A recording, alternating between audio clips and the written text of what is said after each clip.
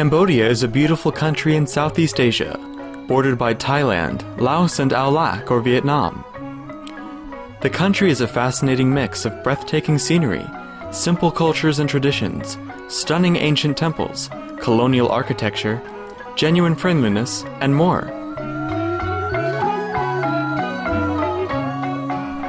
Cambodia has a magnificent and spiritual past. The glory of the Khmer Empire stretched from eastern Thailand and Laos to South Ao Lac or Vietnam.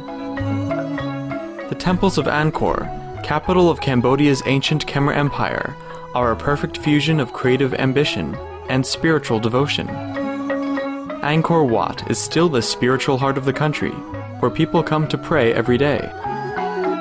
Because of the spiritual atmosphere that exists in every Cambodian's heart, the country is blessed by God's grace, especially in its time of need. Cambodia has had the great fortune to receive the love of Supreme Master Ching Hai many times since the 1990s. She has provided financial assistance, and association members assisted the Cambodian impoverished war and natural disaster victims. When the country suffered through both a flood and drought season during which crops were destroyed and the shortage of food was severe, hundreds of thousands of Cambodians were on the fringe of starvation. Supreme Master Ching Hai contributed over 6,000 tons of rice, which was delivered quickly to those affected, in a large-scale project called Raising Center. In the midst of barren and desolate acres of land, Supreme Master Ching Hai and association members constructed a new school, hospital, and Buddhist temple for the Cambodians. Free medical supplies, health examinations, and medical assistance were provided by our association members in the medical field.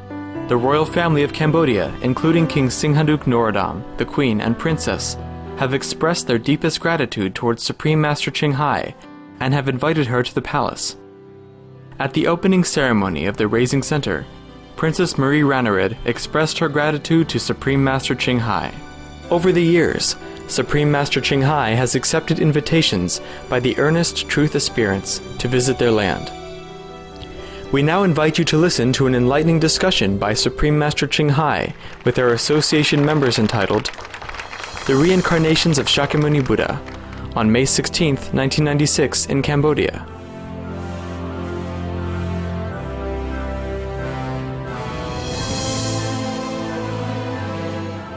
Supreme Master Ching Hai's lectures are not a complete meditation instruction. Please do not try alone. For free of charge guidance, please visit www.godsdirectcontact.org or contact any of our centers near you.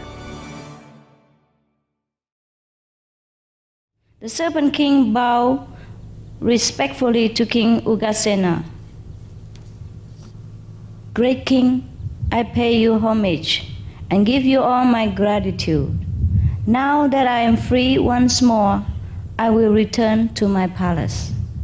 You have given me freedom, great King. In return, I and all my subjects will serve you faithfully. Come with me to my kingdom. By his magic power, the Serpent King erected a wall of 7 precious metals around the underwater kingdom. And the road approaching the palace was beautifully decorated. So when King Ugasena entered the serpent world, he beheld a sight of great magnificence and glory. The bed of the river was covered with golden sand, and flame-colored coral grew all around. Gold towers stood at every corner. The Serpent King's palace was shaded by 1,000 trees and shone with a brilliant, invisible light. When King Ugasena entered the palace, the fragrance of 1,000 different perfumes scented the air. Celestial harps played soft melodies, and serpent maidens danced in the great hall. Well, we could have a sightseeing tour there, huh? We can make it tomorrow. We turn all these pebbles into gold. The king was seated on a golden throne with soft silk cushions, cotton. and scented with sandalwood. Fine food and drink was offered to him. For 7 days, the king and his courtiers enjoyed the rich hospitality of the Serpent King. He marveled at the fabulous wealth of the Serpent Kingdom and said to the Serpent King thus, "O great king, why did you leave all the magnificence and go up to our world to lie on an ant hill? You have vast mansions and deep fish ponds, which are finer than those on earth. Herons, peacocks, cuckoos, and trumpet flowers grow plentifully in your kingdom. Everything here is more perfect than on our earth, and yet you left it all. Why?" The Serpent King replied, "I went to your world, O king, because I greatly desired to be born again as a man. So man is more precious than all this jewels and beautiful scenery. Remember our privilege and make use of our time." So the king continued asking him, "O Serpent King, you are great in might and divine power. Tell me, in what way is our world better than yours?" The serpent said, "Self-control and purification of the spirit is possible only in the world of man." Hear that? That is what I sought after. So the king said, "I bow to your wisdom, great Serpent King. Your thoughts are truly noble. I will follow your example and try to perform virtuous actions. I have stayed here long, and now it is time for me to go." The Serpent King pointed to his treasure and told King Ugasena, "Take what you will from here. I have untold gold, 3 high heaps of silver. Take it and build walls of silver and houses of gold in your kingdom. I have 5,000 coffers full of pearls and coral. Take them and spread them in your palace, so that the ground cannot be seen. Build great mansions in your city, O king. Benares city will be rich. Rule your people wisely and well." King Ugasena agreed to the Serpent King's suggestions and bade him farewell. Several hundred carts were loaded with treasure. Amidst a great show of pomp and display, the king left the serpent world and returned to Benares.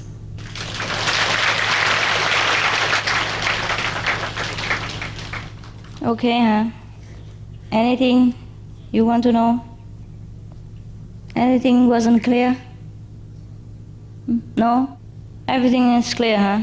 I think this story is just to show you that to become a Buddha, a sentient being has to go through a lot of training, a lot of discipline, a lot of compassionate lessons before he arrived at a stage of complete virtues and beauty inside himself.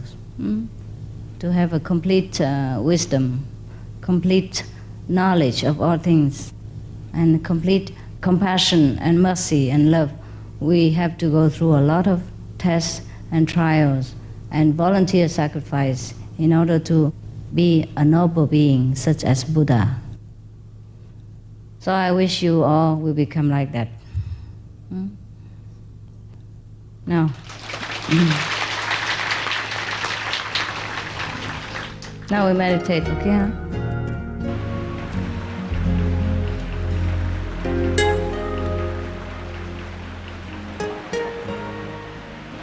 It is not the rainy season, do you know?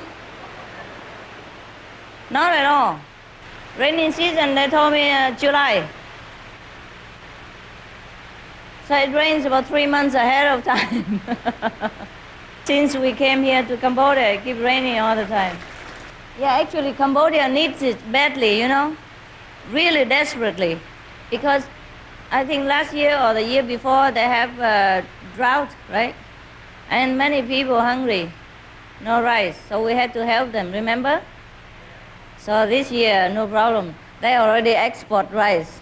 That's what the Prime Minister informed me. The two Prime Ministers informed me that we exported rice. First time in 20 years. God bless Cambodia, huh? We have another story about the Buddha. In ancient time, there was a king named Sivi. He was very mighty, and he reigned in the kingdom of Sivi. A son was born to him, whom he also named Sivi. Oh, that's nice. The prince reached manhood and went to Taxila to study. When he returned, he was full of wisdom and knowledge, and his father made him a viceroy of the kingdom. On the king's death, Prince Sivi became king and ruled his people justly and well. He had 6 armed horses built in the city, 4 at the city gates and 2 outside the palace. Every day, 600,000 pieces of money were distributed to the poor people. On the 8th, 14th, and 15th days of the month, the king visited the alms halls to see that the money was correctly given out. This is one of the Shakyamuni Buddha's previous birth. Huh? On a day of a full moon, he sat on the royal throne under the state umbrella, thinking of all that he had done for his people. Now he was thinking, of the material goods, there is nothing that I have not given. But this kind of giving does not satisfy me, because I want to give something that is a part of myself. Today, when I go to the alms hall, if anyone should ask for a part of my body, I shall gladly give it. If any man says that he needs a slave, I will take off my royal garb and go and do the work of a slave for him. If any man should ask for my eyes, I will forthwith take them out of my head and give them to him. He bathed with 16 pitchers of perfumed water and put on his finest garment. After a meal of choice food, he mounted a richly decorated elephant and went to the alms hall. So Shaka, the king of the gods, decided to test the king. He thought to himself, King Sivi has determined to give his eyes to any man who should ask for them. When the time comes, I wonder whether he will be able to make this supreme sacrifice as promised. So he disguised himself as an old blind Brahmin and stood outside the alms hall. When the king came riding by on his elephant, he stretched out his arms, crying, Great King, there is no place in all the world which does not equal with the fame of your good deeds. As you see, I am blind. You have 2 eyes. I have come from afar to ask you to give me one of your eyes. So the king thought, this is just what I was thinking in my palace today. My heart's desire will be fulfilled. I shall give a gift that no man has ever given before. So he turned to the Brahmin, who told you to come and ask me for an eye. It is the most vital part of a man's body and difficult to part with. So the beggar replied, It was the king of gods who told me to beg you for an eye, O great king. Men say that to give an eye is the finest gift of all. Do not refuse me, King Sivi. Give me only one of your eyes. The king replied, thus, "You have asked me only for one eye, O Brahmin. I will give you two." Saying this, the king returned to the palace with the Brahmin. Well, I think in the old time, people already have the microsurgery so that you can replace the bad eyes with a whole one. Otherwise, what is the use if the king pluck out the eyes and give it to the blind person and he just have a look at it? And he couldn't even look because he's blind. So despite our pride of the achievement in the modern time, I think we should feel that we are not that civilized and progressed. Because in the old time, according to my knowledge, people already have brain surgery and microsurgery, such as grafting the tissues of the donated organs to a new person. So I think our planet has been developing for a long time before we even born. And before the civilization of today, we already have a greater civilization.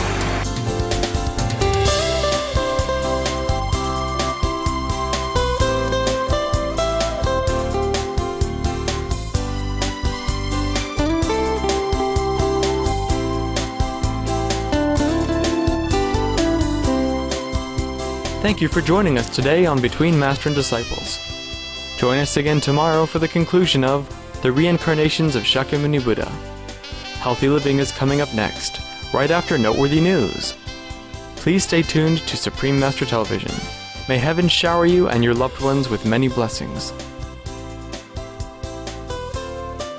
For more details, please visit www.suprememastertv.com/BMD